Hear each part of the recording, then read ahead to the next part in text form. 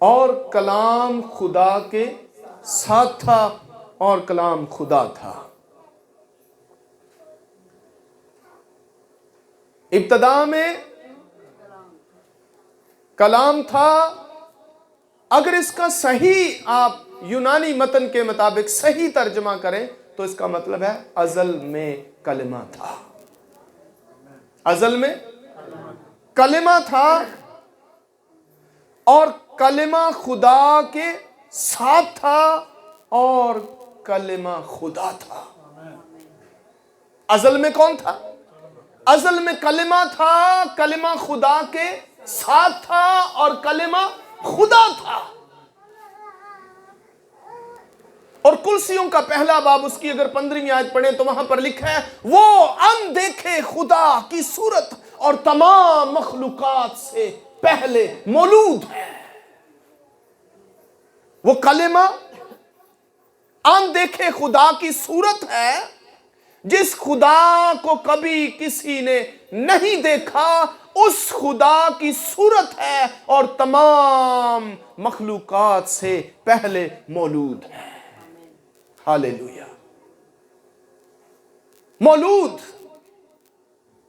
मौजूद का मतलब मौजूद नहीं है। मौजूद का मतलब है जो खुदा बाप में था और उसमें से निकला। कहां था? किस सूरत में था? कलिमा की सूरत में। यीशु मसीह किस सूरत में था? कलिमा की सूरत में खुदा बाप में था और बाप से मौलूद हुआ। इसलिए यशाया भी कहता है कि हमारे लिए एक लड़का तवल्लुद हुआ। तवल्लुद का मतलब है जो बाप में से निकला, वलद में से निकला है। वलद वालद से है, जो बाप में से निकला। हमारे लिए एक लड़का तवल्लुद हुआ, हमारे लिए एक लड़का बख्शा गया और वो अजीम मशीर खुदाए कादर अब्दियत का बाप और सलामती का शहजादा है। वो है कलिमा। हमारे लिए तवल्लुद हुआ है, हमारे लिए मौलूद हुआ है, जो बाप में था और बाप में से निकला। किस सूरत में था? रूह की सूरत में। खुदा क्या है? रूह है। किस सूरत में था? रूह की सूरत में। और बाइबल में लिखा है वो रूह की सूरत में ही मुकद्दसा मरियम पर नाजिल हुआ। किस सूरत में मुकद्दसा मरियम पर नाजिल हुआ? रूह की सूरत में। वो कलमाए रूह जो बाप में था, जो बाप से मौलूद हुआ और बाप में से निकला और रूह की सूरत में मुकद्दसा मरियम पर नाजिल हुआ। और वो रूह मुकद्दसा मरियम के बतने अथर के अंदर जाकर बेटे की शक्ल, इंसान की शक्ल इख्तियार करके जमीन पर पैदा हो गया और इंसानों के बीच में रहा, इंसान बनकर रहा और इंसानों में रहते हुए उसने आसमानी बाप की मर्जी को पूरा किया। वो मर्जी जो अज़ल से बाप अपने अंदर रखता था, क्योंकि बाप इंसानों से लव करता है। इसलिए बाइबल में लिखा है खुदा ने दुनिया से ऐसी मोहब्बत रखी कि उसने अपना इकलौता बेटा बख्श दिया ताकि जो कोई उस पर ईमान लाए हलाक ना हो बल्कि हमेशा की जिंदगी पाए। ये खुदा का अज़ली मंसूबा था जिसको खुदा ने अपने बेटे यीशु मसीह की बदौलत पूरा किया। और उसने अपना बेटा बख्शा ताकि जो कोई उस पर ईमान लाए हलाक ना हो बल्कि हमेशा की जिंदगी पाए। हमेशा की जिंदगी। कभी आपने हमेशा की जिंदगी पर गौर किया कि हमेशा की जिंदगी क्या है? सोचा कभी इस चीज के ऊपर कि हमेशा की जिंदगी क्या है?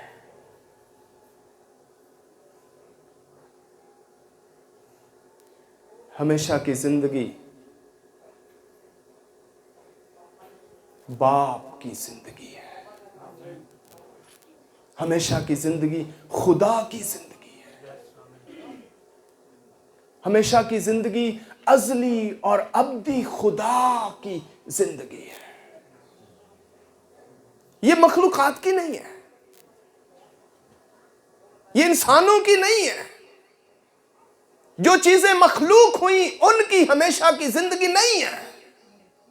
हमेशा की जिंदगी बाप की जिंदगी है, खुदा की जिंदगी है। वो फॉर एवर जिंदा रहेगा, अब्दुल आबाद जिंदा रहेगा, हमेशा हमेशा जिंदा रहेगा, वो सदा जिंदा रहेगा। हमेशा की जिंदगी खुदा की जिंदगी है, पर उसने अपनी हमेशा की जिंदगी में हमें शरीक किया अपने बेटे यीशु मसीह के वसीला से। हमेशा की जिंदगी उसकी है, पर उसने अपने बेटे के जरिया से वो जिंदगी हमें बख्शी है, ताकि जो कोई उसके बेटे पर ईमान लाए हलाक ना हो जाए, बल्कि हमेशा की जिंदगी पाए। हमेशा की जिंदगी में चूंकि वो बाप की जिंदगी है, उसमें कभी परेशानी नहीं है, दुख नहीं है, तकलीफ नहीं है। खुदा हाकिम बादशाह, खुदा हाकिम है, बादशाह है, और हमेशा की जिंदगी उसकी है, और उसने उस अब्दी और अजली जिंदगी में हमें बुलाया। लेकिन उसमें हमेशा की जिंदगी में दाखिल होने के लिए जरूरी है कि हम उसके बेटे यीशु मसीह को माने। उसको क्या करें? उसको माने। तो क्या माने उसको?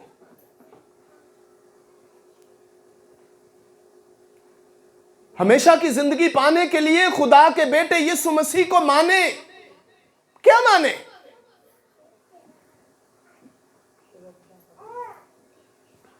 इसका मतलब है उसके हुक्मों पर अमल करें।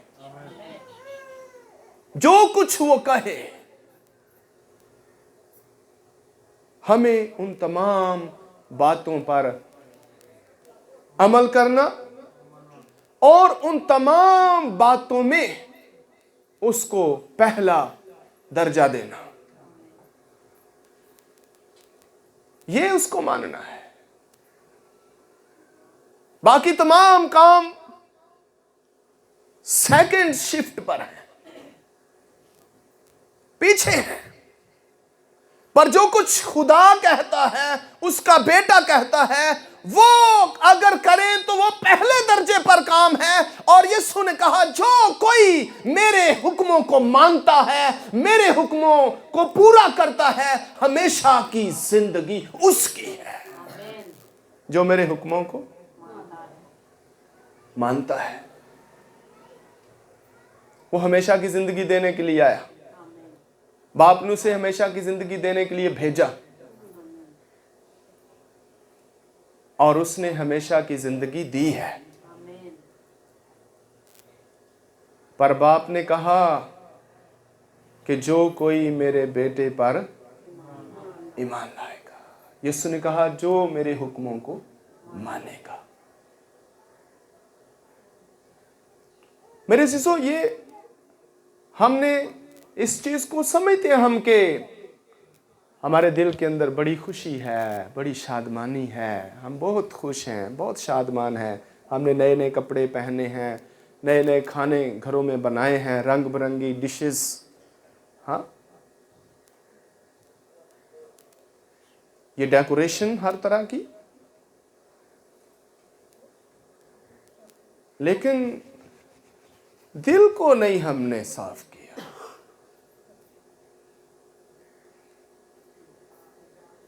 दिल वैसा ही है, चेंज नहीं हुआ, बदला नहीं है, तब्दीली नहीं आई। एक गीत में लिखा है, भेष बदला क्या हुआ, दिल का बदलना चाहिए।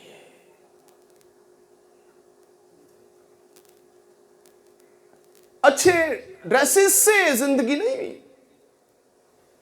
भेष बदलने से जिंदगी नहीं।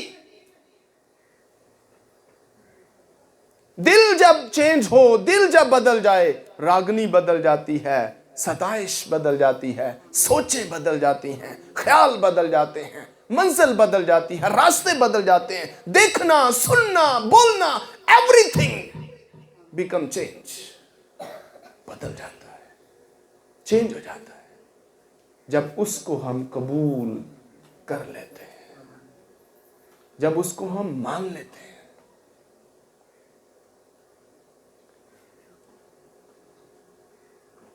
एक नौजवान, उसकी शादी अमेरिका में हो गई, पाकिस्तान से था, कोई पंजाबी था, शायद इतना पढ़ा लिखा भी नहीं था, अब मुंह मत्थे लगता था, फिर किसी को मत्थे ही लग गया।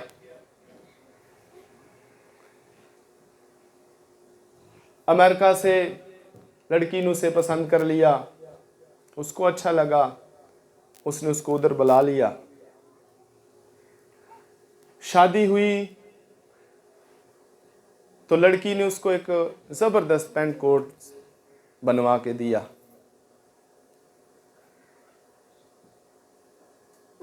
और उसके साथ बनियान, सॉक्स, सब कुछ, शूज, एक मुकम्मल लबास। तो वो कहने लगी, जाओ इसको चेंज करके आओ ताकि निकाह के लिए हम जाएं। वो चेंज करने गया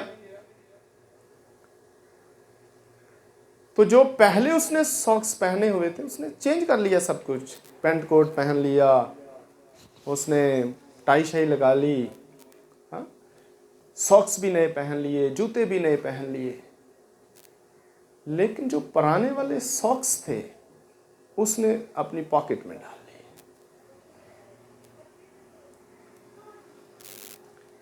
अब वो लड़की के पास गया, लड़की को स्मेल आई उससे, उसके सॉक्स की स्मेल, क्योंकि उसने पॉकेट में डाले थे, उसको स्मेल आई। उसने उसको परफ्यूम दिया कि ये लगाओ, उसने वो लगाया, लेकिन फिर भी स्मेल आ रही थी। उसने सोचा शायद इसने सॉक्स चेंज किए, हाथ नहीं धोए, कहने लगी जाओ जरा दोबारा से हाथ धो के आओ और ब्रश करके आओ। वो गया, हाथ धो के आया, ब्रश करके आया, फिर भी स्मेल आ रही है। लड़की की सहेलियां आई, वो दोनों इकट्ठे खड़े थे, उसके कान में कहने लगी इससे स्मेल आ रही है। कहती है पता नहीं। उसको पूछ ले क्या आपने नहाया?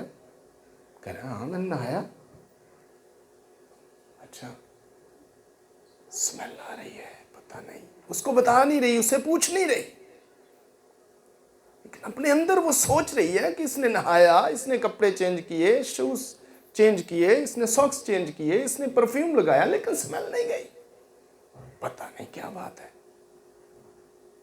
उसने साइड पे जाके उससे पूछा, उसने कहा क्या बात है, मुझे जरा बताओ कि मैंने आपको पूरा लबास दिया, सॉक्स नए दिए, शूज नए दिए, आपने चेंज किया, परफ्यूम भी लगाया, लेकिन आपसे कोई अजीब सी स्मेल आ रही है। मेरी सहेलियां भी बोल रही थी, तो मैं इसलिए आपको साइड पे लेके आई हूं कि मैं दरियाफ्त करूं कि क्या मामला है। कहते हैं मामला तो कोई नहीं है। कहती है कुछ तो प्रॉब्लम है। कहती है जरा इधर आओ ना, मैं चेक करूं। उसने चेक किया, पॉकेट में हाथ डाला, ओए, पॉकेट में वो पुराने सॉक्स जिनसे स्मेल आ रही है। मेरे अजीजों, जब तक वो सॉक्स उसके पॉकेट में रहेंगे उसका नया लिबास बेकार है, उसके नए शूज बेकार हैं, उसका परफ्यूम लगाना बेकार है, कुछ फायदा नहीं।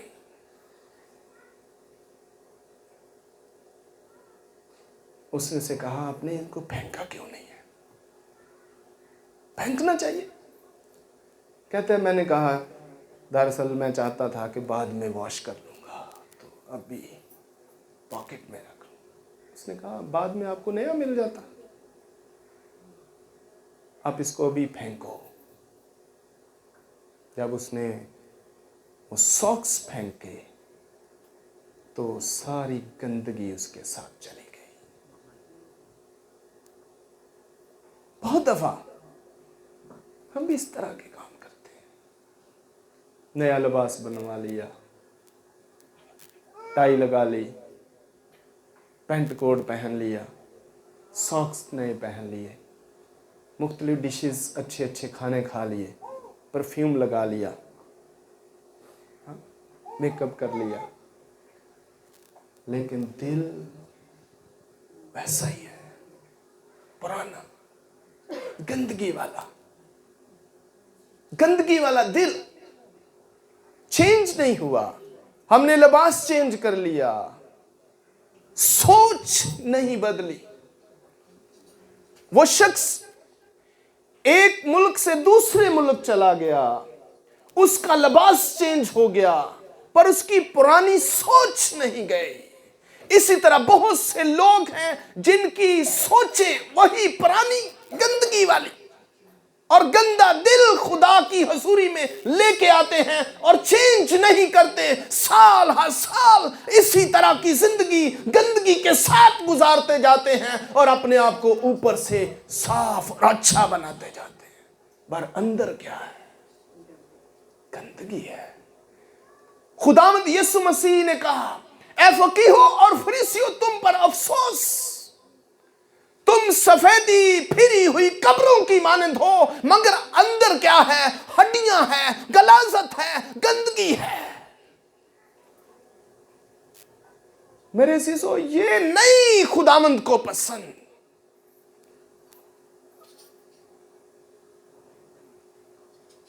मैं जैसा यहां दिखता हूं वैसा ही पीछे भी हूं। ये जुबान की बात नहीं है, सच्चाई की बात है।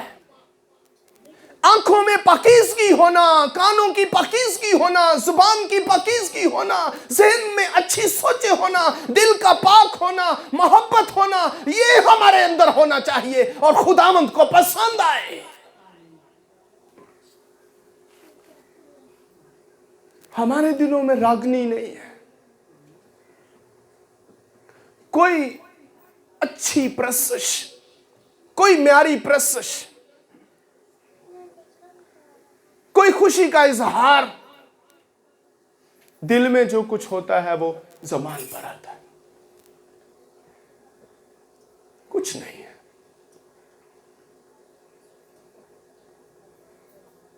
इसलिए बाइबल में लिखा है तौबा करें ताकि हमेशा की जिंदगी को पाएं। तौबा करें ताकि बादशाही में जाएं। तौबा करें ताकि बाप के साथ रहें। तौबा करें ताकि उस असली और अब्दी जिंदगी में दाखिल हो जाएं। तौबा करें और गंदगी को अपने अंदर से दूर करें, खुदा को पसंद आ जाए। पूरा साल हमने गुजारा अपनी मर्जी, लेकिन नेक्स्ट ईयर ये नहीं होना चाहिए। चेंज कर लें, बदल लें, वादा करें, खुदा के साथ साथ चलने का। आमीन। तो खुदा आपको ब्लेस्ड करेगा। हमेशा की जिंदगी आपकी है। उसने अपना बेटा ही इसलिए कुर्बान किया ताकि हम जिंदगी पाएं और कसरत की जिंदगी पाएं। आमीन। God bless you. हालेलुया।